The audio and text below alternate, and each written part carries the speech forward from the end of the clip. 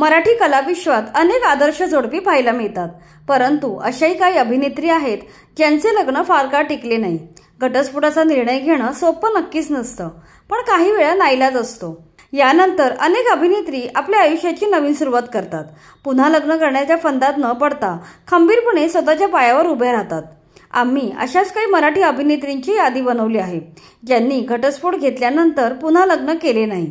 चला तर व्हिडिओ सुरू करूया। सई ताम्हणकर। मराठी सिनेमा विश्वातील आघाडीची अभिनेत्री सई ताम्हणकर हिनेही घटस्फोटानंतर पुन्हा लग्न केलं नाही।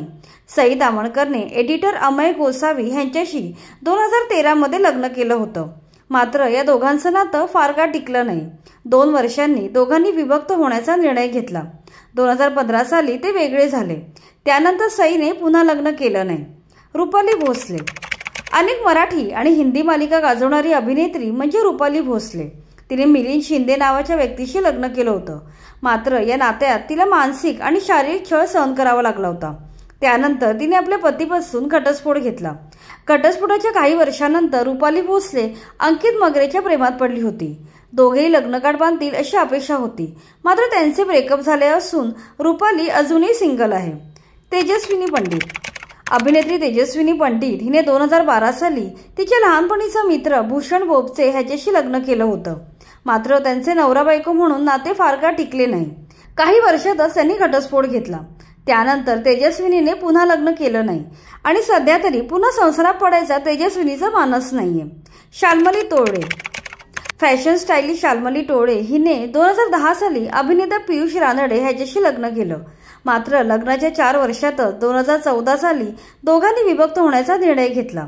2014 मध्ये पियुष आणि शाल्मलीचा घटस्फोट झाला। त्यानंतर शाल्मलीने दुसरं लग्न केलं नाही। तेजश्री प्रधान।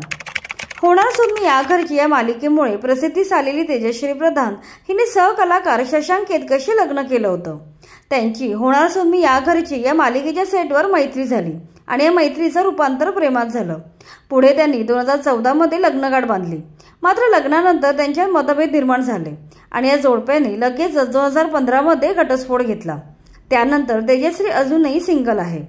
उषा नाडकर्णी। अत्यंत रोकटोक आणि स्पष्टवक्ता स्वभावाच्या अभिनेत्री म्हणून उषा नाडकर्णी प्रसिद्ध आहेत। त्यांचाही घटस्फोट झाला आहे। त्यांनी 1970च्या आसपास लग्न केलं होतं। त्यांच्या नवऱ्याचे नाव आनंद नाडकर्णी होते, मात्र थोड्या काळात नवरा बायकोत खटके उडायला लागले। त्यानंतर त्यांनी घटस्फोट घेतला। नंतर उषा नाडकर्णी यांनी पुन्हा लग्न केलं नाही। मानसी साळवी। आशीर्वाद, असंभव, खेळ मांडला, पवित्र रिश्ता यांसारख्या अनेक मालिकांसाठी ओळखली जाणारी अभिनेत्री म्हणजे मानसी साळवी। तिने दिग्दर्शक हेमंत प्रभू यांच्याशी लग्न केलं होतं। सती या मालिकेच्या सेटवर मानसी आणि हेमंतचे प्रेम जुळले। त्यांनी 2005 साली प्रेमविवाह केला। पुढे मानसी आणि हेमंत यांनी तब्बल 11 वर्षांनंतर 2016 साली घटस्फोट घेतला। त्यानंतर मानसी साळवी एकटीने आपल्या मुलीचा सांभाळ करत आहे। मयुरी वाघ।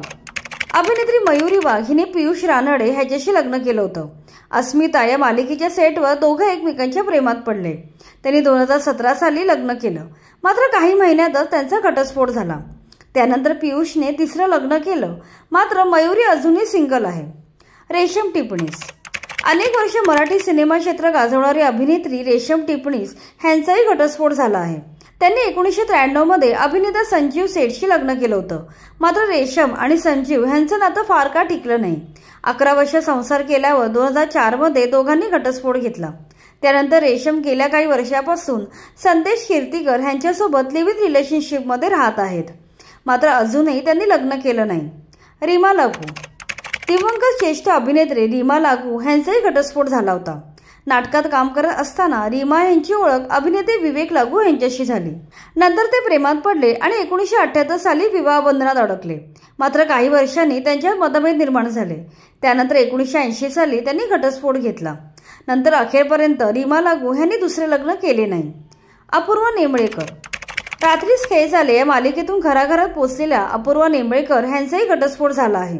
2014 मध्ये त्यांचे लग्न रोहन देशपांडे यांच्याशी झालं होतं, मात्र हे नातं फार काळ टिकले नाही। लग्नानंतर काही महिन्यातच त्यांचा घटस्फोट झाला। अपूर्वा नेमळेकर यांचा घटस्फोट होऊन 10 वर्ष उलटून गेली आहेत। अजूनही त्या सिंगल आहेत। एखादा मनासोगा जोडीदार मिळाला तर पुन्हा लग्न करण्याचा त्यांचा विचार आहे। स्मिता गोंदकर। पप्पी दे पारूला या सुपरहिट गाण्यामुळे प्रकाशझोतात आलेली अभिनेत्री स्मिता गोंदकर हिचाही घटस्फोट झाला आहे। तिने पनवेलचे माजी नगरसेवक सिद्धार्थ बांठी याशी लग्न केलं होतं। मात्र लग्नानंतर सिद्धार्थने स्मिताची फसवणूक केली। स्मिताने पोलिसांची मदत घेऊन या नात्यातून स्वतःची सुटका करून घेतली। त्यानंतर तिने पुन्हा लग्न केलं नाही। मानसी नाईक, वाट बघतोय रिक्षावाला, बाई वाड्यावर या गाण्यामुळे मानसी नाईक प्रसिद्धीच्या झोतात आली होती। तिने बॉक्सर प्रदीप खरेरा ह्याच्याशी 2021 साली लग्नगाठ बांधली, पण लग्नाच्या 1.5 वर्षानंतरच मानसी आणि प्रदीपच्या नात्यात वितुष्ट आले। त्यानंतर त्यांनी घटस्फोट घेतला। त्यानंतर मानसी नाईक अजूनही सिंगल आहे।